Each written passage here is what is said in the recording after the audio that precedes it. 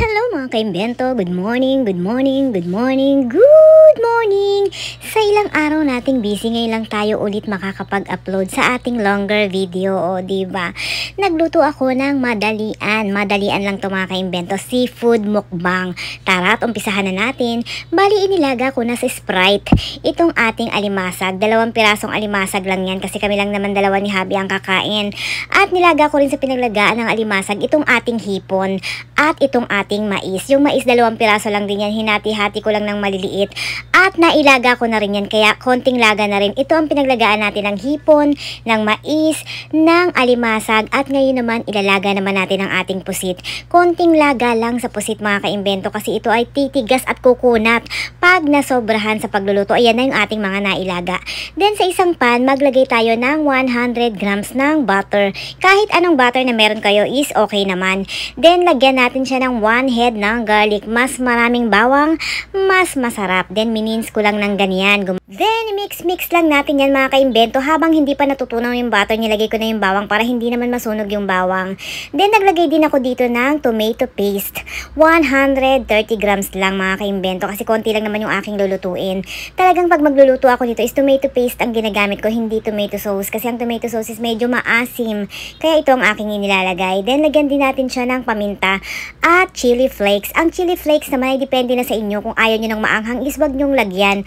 Ang salt and pepper naman ay depende na rin sa inyong panlasa. Then mix lang natin to hanggang sa maluto ang ating tomato paste at maluto pa rin ang ating bawang. Then yung ating pinaglagaan ng hipon, ng mais, ng pusit at ng alimasag, ito rin ang ating ipang sasabaw. Kasi nandiyan yung lasa mga kaimbento, wag nyo yung itatapon. Then nilagyan ko rin siya ng 1 teaspoon ng garlic powder. Bali yung pinaglagaan ng spice is yung pinaglagaan natin ng mga seafood is 1 cup lang ng Sprite, o diba? Baka makalimutan ko. Then yan, hayaan lang natin kumulo at mag-thick ang ating sauce. Konting kulo lang mga kaimbento. Then nilagyan ko rin siya ng white sugar, pambalance siya ng ating lasa, ng ating gagawing ulam ngayon. Then nilagyan ko rin siya ng 1 pirasong shrimp cube. Then yan, pag na-thick na ang ating sauce, ilalagay na natin ang ating mga nilagang hipon, alimasag at ating squid. Then nilalagay na rin natin ang ating mais. 2 pirasong mais lang yan. Medyo malaki lang kasi yung mais na aking nabili. Kaya ayan, maraming tingnan. O diba? Nagparami yung mais sa ating ulam ngayon. And syempre, mahilig din kami sa mais. Minsan nga mais lang yung kinakain namin kasi mura lang yung mais dito. Pag nagsasale, bumibili talaga ako ng marami para naman merienda namin or almusal or minsan sa dinner mais na lang yung kinakain namin. O diba? Pag mura lang yung mais. Bakit ba napunta sa mais ang aking kwento, ang aking pagluluto?